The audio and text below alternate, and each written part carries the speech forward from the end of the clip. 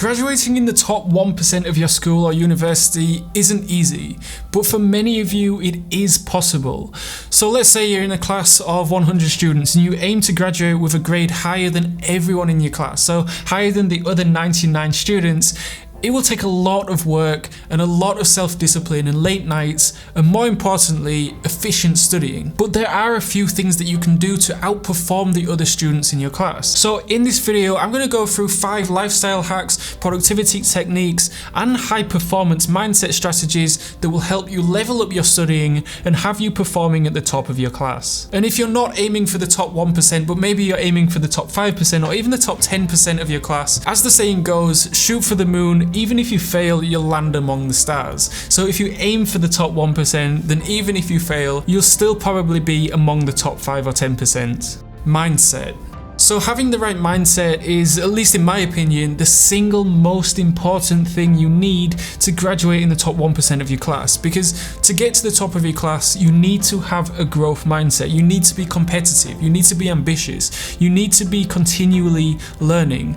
And I don't mean continue learning your course material, but learning how to learning how to study faster and more efficiently and more effectively. And I go into far more depth on mindset in the Transform Your Grades in 30 Days course, where I talk more about mindset strategies and hacks to level up your mindset, just like I was able to do about 7 or 8 years ago now, since I managed to really transform my mindset and think in a far more next level way of thinking, because it's absolutely essential if you're even considering to graduate in the top 1% of your class.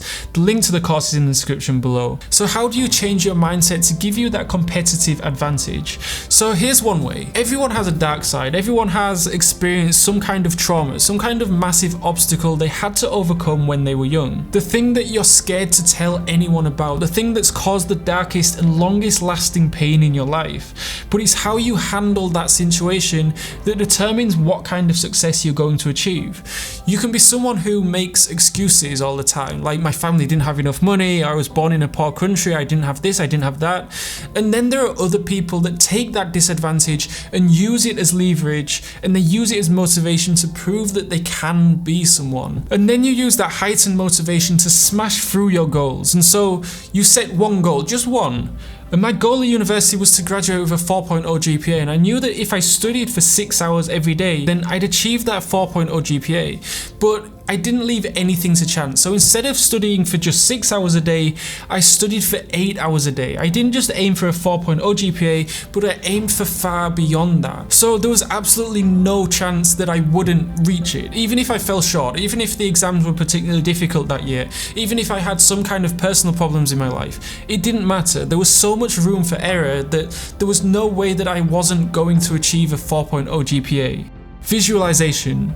So visualization is an incredibly powerful success strategy, and it's used by some of the most successful business people, millionaires, billionaires, world leaders, Olympic athletes. Take an Olympic runner, for example. Right before the race, when there's thousands or even millions of people staring at them, they know that the worst thing they can do is to visualize all the things that could possibly go wrong, like tripping up at the start line when the race begins or coming in last place at the finish line. And well-trained athletes know not to visualize the failures, because imagining poor performance increases the likelihood that the runner will actually do those things during the race. So instead, they visualize their goals right before the race. They visualize themselves winning the race. They visualize themselves smashing the world record. And by focusing on the positives, that outcome is far more likely to happen. And throughout university, I was doing this without even realizing it. I was visualizing opening the letter with my grades on it and seeing that 4.0 GPA. There was absolutely no doubt in my mind that that would happen. At no point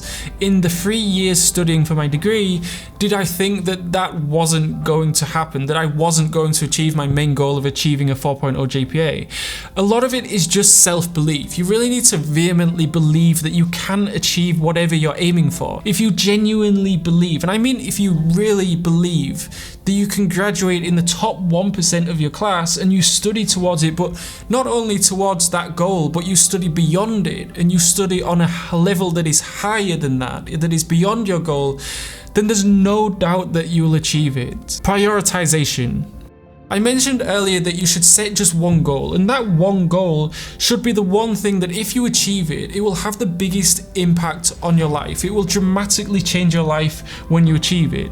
And that's why I encourage you, if it's a big goal, then you should focus all your time, all your resources to achieving it. Because if you have multiple goals, then you'll have to spread your time and resources over those multiple goals, so you're less likely to achieve each individual one. So that's where prioritization comes in. You prioritize that one goal, and everything you do should be taking you one step closer to achieving it. And it applies to your daily life too. So this concept is pretty simple, and it's talked about a lot in high performance books like The One Thing, The 7 Habits of Highly Effective People, and Think and Grow Rich. And what they basically say is that you should find your one most important focus for every single day, and you go and annihilate that goal in the morning until it's finished. So for you, if you're aiming to graduate in the top 1% of your class, it might be to get 2 hours of unbroken, completely focused, intense studying in. And this 2 hours of studying in the morning, because it's so focused and intense, you might be able to process and retain as much information in that 2 hours as the next student does in 6 hours. Consistency. So consistency made my life so much easier. I think it was really just being consistent and doing the same thing every day and having the same morning routine and the same evening routine that allowed me to feel like I was swimming with the tide rather than against it. Studying just got easier. Having a routine and waking up at the same time, going to the gym at the same time, and starting studying at the same time, it all helped so much because I was no longer having to fight the feeling of not wanting to do it. When it was time to study, I would just start studying automatically without even thinking about it. So I'll give you an example. At university, I used to wake up at 4:45 AM every single morning, 7 days a week, even on the weekends. And at first it was difficult. I woke up and I'd still be so tired. My whole body would be trying to get me to hit the snooze button and go back to sleep. And the first few weeks, it was difficult. And it took self-discipline to get through that initial period. But after 2 or 3 weeks, it started to get a lot easier. My body started to get used to it. And after about a month, every morning I'd wake up and I'd feel awake and I'd feel energized. And that's how consistency made my life so much easier. And I actually uploaded a video about this recently on how I easily wake up at 4:45 AM every single morning. You can click the pop-up banner above to watch it if you're struggling to wake up in the morning like I was. So I made waking up early into a habit. I had the same experiences with going to the gym. So I'd wake up at 4:45 AM and I'd be at the gym by 6 AM. And sure enough, the first few weeks were really tough. It took a lot of self-discipline just to get to the gym at that time. But after a month or so, it became so much easier. There were so many areas in my life where the same thing happened. So my studying was the same. I struggled to study in the morning at about 8 AM. But sure enough, after a few weeks of making it a habit, it became a lot easier. So I do think routine is really important because it trains your mind and your body to know that at this time, this needs to be done, and at this time this needs to be done. And as Tony Robbins says, it's not what we do once in a while that shapes our lives, it's what we do consistently. So yeah, consistently is incredibly important if you're ever going to attempt to graduate in the top 1% of your class. Habit stacking. Habit stacking helps massively with what I just talked about, consistency. So school and university shouldn't be this constant battle with forcing yourself to wake up early and forcing yourself to study and constantly fighting off the feeling of wanting to procrastinate.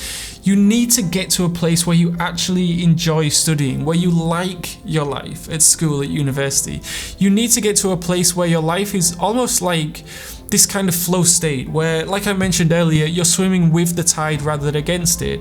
And that's where habit stacking comes in. So I've been thinking a lot about living life more intentionally and living it in a way that uses my time in a more productive and efficient way. So one of the most ingrained habits that I have is showering. So as soon as I wake up, the first thing I do in the morning is have a shower. It's a habit that I've pretty much had every day of my life for more than 20 years. So it's a super strong habit. So habit stacking is about creating a new habit by stacking it on top of another habit that is already established. So now when I'm showering, I listen to an audiobook on Blinkist. So audiobooks on Blinkist, they last about 20 minutes, the same length of a shower, so the timing is perfect. That way, every single morning, I'm listening to an audiobook and it's now a habit. So I use the first habit of showering as leverage to make it easier to form a new habit. So it's small strategies like habit stacking which can make your life that bit more streamlined and less stressful, and that's what you should be aiming for. So having the right mindset is absolutely imperative if you're aiming to graduate in the top 1% of your class. I mean, if you have the wrong mindset, you're not going to be able to achieve it. So let me emphasize something you already know. Graduating in the top 1% is not going to be easy. It needs incredibly high levels of self-discipline. You need to know how to study incredibly efficiently, so processing and retaining large amounts of information in short amounts of time. You need to be smart with your study methods that you use, the memorization techniques that you use. There's just far too much to cover in this one video, but I cover it all in the Transform Your Grades in 30 Days course. I walk you through every step to help get you to the top of your class and give you one-on-one support and guidance along the way. The link is in the description below, and I'll see you over there.